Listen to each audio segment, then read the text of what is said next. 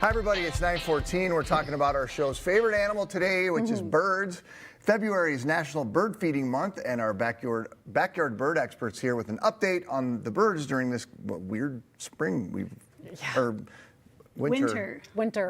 It Weird feels like February. spring. Yeah, it Weird winter. absolutely does. Whatever it is. Ann McCarthy manages All Seasons Wild Bird Store in Eagan and is joining us now with all kinds of fun things to talk about. Ann, thanks for being here. Nice to be with you guys. Let's start with the fact that we have had warm, weird weather this winter. Right? How is that affecting the birds? Well, in a way, it's helping them because they're getting through the winter with a better body condition. They're not having to find food to stay warm. So they'll go into the breeding season in a much stronger position. Is there anything we can do then differently when it comes to sort of the feeding protocols and whatnot? I think status quo. Keep feeding the birds. It's helpful to them. It helps them to ensure good nest success. And even whether it's suet or mealworms for little babies, you can put mealworms out and the moms will literally come grab a mealworm and take it back to the nest. Are birds already nesting in Minnesota? Just eagles and owls. Okay.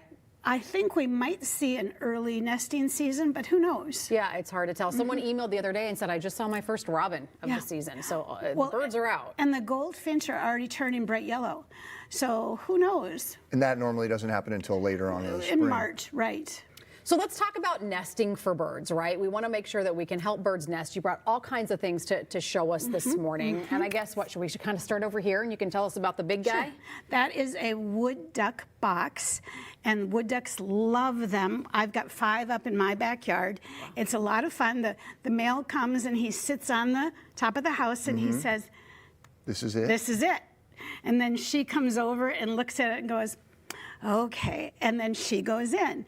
And after the incubation or after the fertilization period, then the babies will start flying out that hole.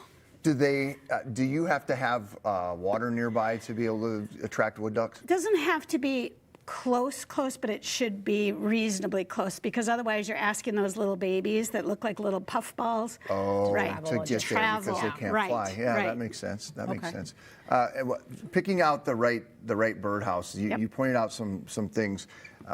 Tell us about what we should be looking for. I love that. That is my absolute drop-dead favorite birdhouse because it's made in Michigan. It's made of natural products, and it's got a great ventilation. If you look at the side, let me show everybody the side. The air can circulate through that, and that's really important because there are a lot of cute little birdhouses out nowadays that can overheat and actually cook the babies. The other thing that's so fabulous about that is it's got an easy open clean out. So in the fall, you clean them out, get it all ready for the next season. Well, you mentioned the cute little birdhouses, and you said some of them are made of metal, and I didn't even think about that. You're right, cooking the little babies in there when that sun hits it, which the sun angle is so strong. Yep. Even when the weather outside is cool, it can really heat up in there. Well, like this little bobber is super cute for like cabin country, but even the bobber, it's cute, but it's made out of a gourd, so it's natural. Yeah. It's got ventilation. It's ventilation, mostly natural materials and ventilation. If you had, for somebody who might have an existing house at home, and could they like drill some holes in it, or would there be something they could do? Okay. Sure. Yeah. Okay. Cross ventilation is really helpful. Tell me about this guy. This one's a different shape. He's kind of flat. So that's a bat house. We do have people coming in to purchase bat houses in some of our stores. Bat houses attract and help to house bats, and bats, of course, are great mosquito killers. Yes. Yeah. So people at lakes, people near swamps, if you put that up in an open area, the bats will use it. But you probably want to put it away from the house because you might have poo. Oh, yeah. Underneath. That by the house. Yeah, that makes sense. What do we have here? That's a bluebird house that was made in Minnesota. As a matter of fact, bluebirds are becoming increasingly fun for people to try to attract to their homes. They don't necessarily get along with wrens. Okay. Wrens are happy little birds, but wrens will kill baby bluebirds. Wow, some bad blood there. I didn't know. Well, you have to face houses kind of away from each other. You have to have nice distance between houses. And we would be happy to help anyone place their house in the right part of their yard. And that was a wren. Oh, go ahead, Meg. No, go ahead. They just took a shot of that was a wren house at the This end is there? a wren Okay. house, yes, and then not all birds use houses. Some birds make nests, like the goldfinch. They will come in and get little bits of this nesting material and create a beautiful little cup-shaped nest like the one in the front in the middle there. This one is what you're talking about. Yep, Okay. that would be made in a shrub or in a tree. And yeah, there are cardinals make nests in trees, finch, but chickadees, I have a chickadee who lives in this. Bluebirds, wrens, woodpeckers, they use houses. And what we're seeing on the screen right there was a couple of different kinds of nests. The one was a Oriole house, the one that Oriole kind of nest, looks more like a yes. bag. And she kind of knits that, yep. And then the middle one was what you were just talking about. Finch. And then the tiny one is the hummingbird nest. Hummingbird nest, yes. And when you do come across a hummingbird nest, it's kind of a real fun treat. The eggs are the size of a little tiny green pea.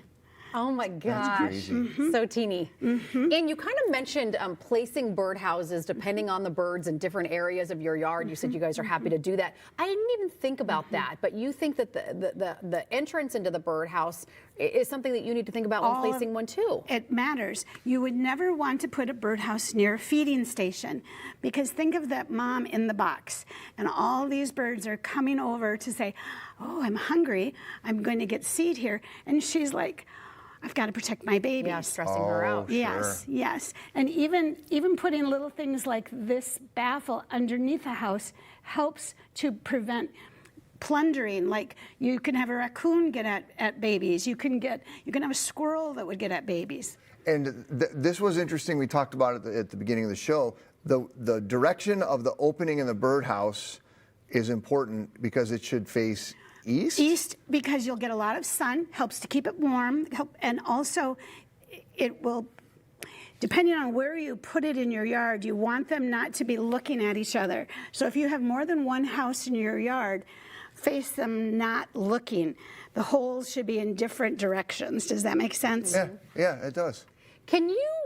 I've noticed all of your birdhouses are one house only, but my husband made me one and the kids, and it's a bigger house, and each of the four corners has a hole and a little house and an area to get in. Are those not as... It would work for some species, but most are rather testy, They don't we'll like say. to have They want neighbors. to share. Yeah. No, they like their own space. Okay. Years ago, when we were young, people had those Yeah, huge they had those things, yeah. martin houses, Yes, yeah. and there were these huge. They look, yeah. We're seeing fewer and fewer martins, and I think that's because we're seeing fewer and fewer flying insects because we're using more pesticides. But we don't see as many martins here that we did when we were young. Yeah. Okay, and real quick, we're out of time, but Ann had a little something for you, Mr. Birthday Boy. Oh, my birthday's over, Ann. 50th, Thank you. just much for you love you. Oh, some kind of squirrel contraption.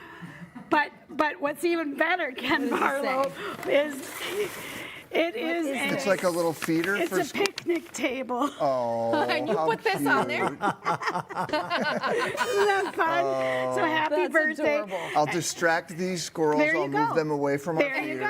and- That's hilarious. I Awesome. know. Thank you, Thank Ann. you, Ann. You're welcome. For more tips, All Seasons Wild Bird Store has 6 locations throughout the Twin Cities, including Minnetonka and White Bear Lake, and a brand new store in North Oaks is coming soon. We have a link posted on minnesotalive.com.